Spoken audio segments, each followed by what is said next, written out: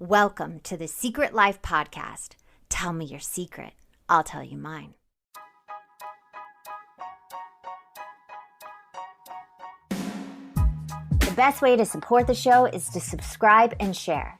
If you haven't left a review or ratings on iTunes, please do. It helps more people find our show. And if you want to be on it, please shoot me a note at secretlifepodcast@icloud.com. Hi, welcome to Secret Life Podcast. I'm Brianne Davis-Gant, and today I am going to be my own guest. Dun, dun, dun. So here's my story and why I'm doing this podcast and why this process of revelation or revealing is so important to me, because I remember the first time I realized my secret, that I was a sex and love addict. It was about 11 years ago. I was at the bottom, about to destroy my life.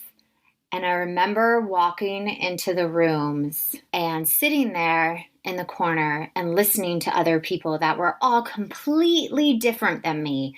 The most diverse group of people I have ever encountered. And they were talking from their hearts and their souls. And for the first time in my life, I didn't feel so alone or broken. That there was others like me that shared my struggles, had my story, that were nothing like me. And it was such a powerful moment for me. So a little bit about the podcast, why I'm doing it. I wrote this article for HuffPost, outing myself pretty much. It was like my universe or my God, when I got my 10-year chip of sobriety, told me it's time to open up. It's time to go bigger. I started talking all over the world to other people, and it was just calling. It was a calling that I had to answer. I did not want to answer. Listen, people, I did not want to come out and say, as an actress, I am a sex and love addict. That was not my goal in life. I'm a very private person. I don't share a ton on social media. I've always been a private person, so I try to keep, my cards close to my chest, but this was bigger than me. So after I released this article I wrote for HuffPost, and I also got forced by my husband to start writing. I am not a writer. I am dyslexic. I am the worst speller. Sometimes I had trouble spelling the word couch. I'm outing myself right now. So my dyslexia always told me I can't write, but I come from writers. My dad's a writer, my sister's a writer. So I should actually think maybe it runs in my DNA, but I just never saw myself. And my husband, this past December, convinced me like 4 times to take this writing course, and I had no interest whatsoever. I kept telling him, listen, I'm not a writer. I don't want to be like you. I don't want to create my own stuff. I just want to audition and go, be on the shows and just be an actress, a working actress. That's all I care about. And he's like, come on, just do it. You don't have to tell anyone. There's another secret. It's a 90-day course. Just take it. If you hate it, you can stop. No one will know. So I finally said, okay, fine, I'll do it just to get you off my back. And I started writing, and this story came out of me, and I now have a book coming out December 2020. It's called Secret Life of a Hollywood Sex and Love Addict. Again, not something I ever wanted to do, was not interested in doing, but I did it. It flew from me in 45 days. Now I'm in rewrites. It's not perfect, of course, but again, it was something bigger, this calling to be of service to other people. So after the HuffPost, after writing the book, this idea the other night said, Secret Life Podcast, other people's secrets can help other people. You have to do this. And again, I woke up going, I don't want to do a podcast. I'm not interested. I'm such a private person. It is not something I want to get on a mic and tell people stuff. And it's just not something that I would ever thought I would do. But I answered the call and I said, fine. He said, just do a couple interviews of your friends. If you don't like it, then no one has to know another secret. And I started doing it. I interviewed a couple of my friends that I trust. And I loved it. And it was a conversation between two people about something that happened and really looking at the choices we make in life, the things we keep from other people. They say that people can hold at least 13 secrets at a time. And it's not about holding the secret that kills us. It's about living with the secret and not telling another soul. That is what causes, lower well-being of self, worse health, less satisfying relationships. It causes increased anxiety, depression, symptoms of poor health, all that good stuff. And here's the thing, even though there's a destructive nature of secrets and that supposedly secrets are what makes us sick and actually kills us, man, guys, I love keeping secrets. It's been a part of me since I was really young. I would make up these little white lies and big secrets. It kept me feeling very safe. It kept me feeling it's powerful in my knowledge that I knew something that no one else in the world was aware of. That was hidden from my parents, was hidden from my friends, was hidden from my boyfriend. It just made me feel like I had this power. And it was totally my drug of choice. It was my comfort at night, when I couldn't sleep, until it started that knot in your stomach where you can't ignore it anymore. It's like this burning discomfort. It was eating me up inside. So 11 years ago, I started having a breakdown. I was losing myself in my darkness that I was keeping from everyone else. Now, they say, as I said, the real problem is not keeping the secret and hiding it. It's that you live with it and you think about it all the time, and it eats you up inside. And hiding secrets is damn hard work. Living a double life is a hard job. It's almost like a full-time job. So that's why I'm doing this. It's to share my secret. I have shared it already, but I'm going to say it again. I am a sex and love addict. I am a recovering sex and love addict. And this thing that used to protect me doesn't protect me anymore. And I remember when it first started. I remember that moment where I wanted to have power over the opposite sex. I was in 6th grade in Atlanta, the Atlanta suburbs, and I had this huge crush on this boy. And I remember it was an early April morning. I was coming into school, middle school, and I heard through the grapevine of my class that my crush was dating one of my friends. And that whole day they were holding hands, and I would see them, and it was like someone was stabbing me in the heart. And all I wanted to do was go to the nurse's station and say, I'm feeling sick, please let me go home, and cry my eyes out in my yellow bedroom underneath the covers and never come out, because my heart as a 6th grader was completely broken. I was just in so much pain, but I couldn't call home. My parents were both working. It wasn't an option. So I had to, grin and bear it, they say, through the rest of the day. And every time I saw them and everybody was talking about how they were so in love, and it's silly now when I say it because I know young love it's nothing, but at the time it was everything. And I remember the end of the day, I was so happy to get on the bus to go home, and I was walking to my bus, and my group of friends formed a circle around me, and there was my crush with my friend, and all of a sudden everybody yelled, April Fool's Day! It was April 1st, which is my dad's birthday, which is hilarious in itself. And it was a joke. They all played this joke on me. At that moment, unconsciously, this veil of a mask came over my face, and I joined in with all them laughing. But inside, I was boiling.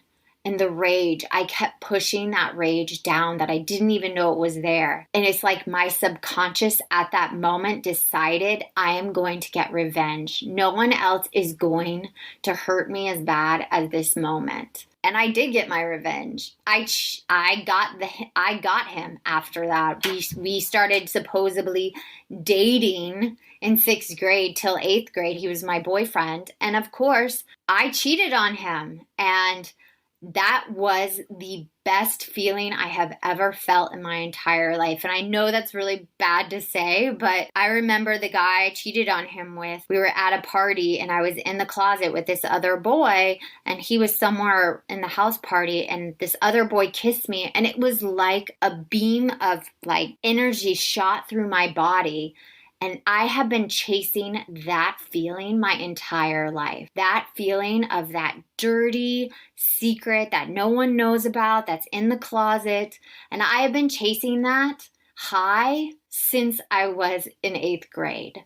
And I also got my revenge on that girl, my friend. I stole a guy from her that she really, really liked later in high school. It's like I now had this shield on that I will hurt anyone before they hurt me. And that's how my addiction started.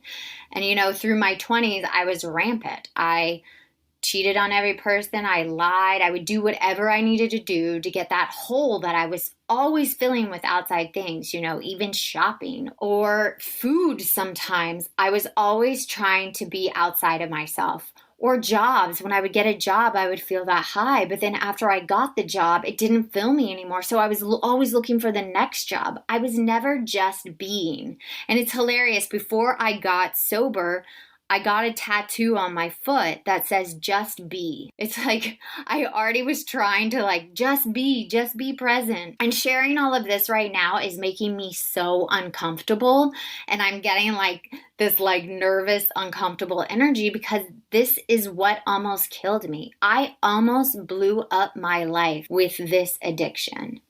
I almost destroyed my relationship with my partner, who is now my husband. I never wanted to be married. I never wanted to have a kid or have a family. I was always one of those, like, not cool girls, but I was always one of those, you couldn't catch me. I always said, like, when I would date someone, I would tell them I am not a great girlfriend. And they'd be like, oh my God, you're amazing. And a part of me used that as an excuse to then later when I cheated on them or lied to them saying, I told you at the beginning I was not a great girlfriend. It like gave me the excuse to act like an asshole. So I'm outing myself completely, and I'm completely uncomfortable right now saying all of this, but I just want to be as transparent as possible. And I am doing this podcast not for myself at all, because you'll see through the episodes, I reveal a lot about myself, a lot of the embarrassing things I've never told to anyone. But every time I do with one of my guests, it's like this bond forms between me and them, and we're in it together, and we're not alone. And as you'll see, some of the episodes are going to get really, really dark and go to some really dark places that are going to make you uncomfortable. But there's going to be some really funny episodes where you're going to laugh along and say, oh my God, I do that too. And I really hope you stick around and hear, because these stories that I am going to be sharing with you has already given me so much hope and so much healing and so much connection. And that's what I'm looking for. I'm looking for connection in the world, because right now it feels like the world is so broken. I wake up in the morning and I'm like, why are we so disconnected as a society? So I hope this podcast, this little podcast from me, this, working actress, but most of the time unknown. People are like, I've seen you somewhere. Oh, you're that annoying Dasani sparkling girl. Or you've been on that show as the wife on that military show or that military movie. I'm not doing this for me. I'm doing it to bring some connection to the world, some authenticity, because secrets are what separates people. And they prevent us from being truly authentic. And just like my secret had to come out for me to grow, I hope this podcast will help other people get their secrets out in the open, that the light can shine on that darkness. The power to bring us closer together with our truth, because we are all flawed. I mean, just look around. We are all flawed and we are all human, and we truly want connection and change even when we feel stuck and in our own heads. So every podcast episode, I am going to pull back the curtains of all walks of human secrets. We will hear what people are hiding from themselves or others. If it's a past secret that they've already gone through, like mine, and on the other side, or a present secret they're still holding on to and feeling that disconnection. I'm going to ask the how, the what, the when, the where, and why of it all. And I have 5 main questions that I hope my guests will truly answer. What is your secret? What happened to create that secret? What are the 7 deadly sins that are connected to this secret? Pride, greed, lust, gluttony, envy, anger, sloth. And what were the benefits of keeping it? Did it help you to survive your family home that was broken, which mine was? My parents did the best they could, and God bless them for bringing me into this world and doing the best they could. But I want to stop the disconnection from generation to generation. But who is this secret harmed? Let's look at that. For me, my secret harmed others and myself. I definitely, spent the majority of my life disconnected, especially to, my boyfriends at the time. I don't want to do that anymore. And what really helped me is that I didn't want to be on my deathbed and never be connected to another soul. Did I want to be doing these horrible things to other people the rest of my life? But what really helped me get sober and look at myself is that I kept saying to myself, do I want to be doing this for the rest of my life, not being connected to another soul? Did I want to enter every relationship with a friendship, with a partner, with my family, with 1 foot in and 1 foot out the door? And I just couldn't imagine being like that the rest of my life. And so I was willing to change. I was in so much pain. I was willing to change. And then the last question I'll ask my guests, how do you move forward in the future? Well, for me, it's doing this podcast that makes me really, really uncomfortable. I fought tooth and nail to do this. Writing that HuffPost article, when I actually sent it off and they told me it was going to be released, I was having massive anxiety the night before. And when I put out my book, it's fiction, but it's based on my real experiences, exaggerated at times, names have changed, but when in December, when that goes out, believe me, I'm going to get really uncomfortable. But also how I move forward in the future. I'm still in my program. I go to 2 meetings a day almost. I'm of service to my sponsees. I'm of service to other people that I don't know or have any, I don't have any connection to. I try to show up for my family. I try to show up for my husband. I now have a child, a boy that's 2 years old. I definitely don't want him to ever date anyone like I was when I was younger.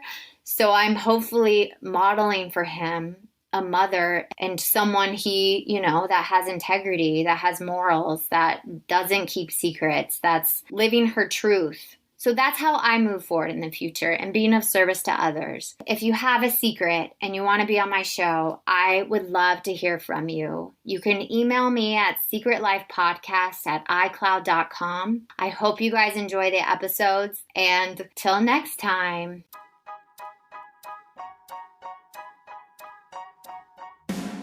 Thank you again for listening to Secret Life Podcast. Please subscribe, share, send me a note. And you can always support the show with a donation on our site, secretlifepodcast.com. Until next time, bye.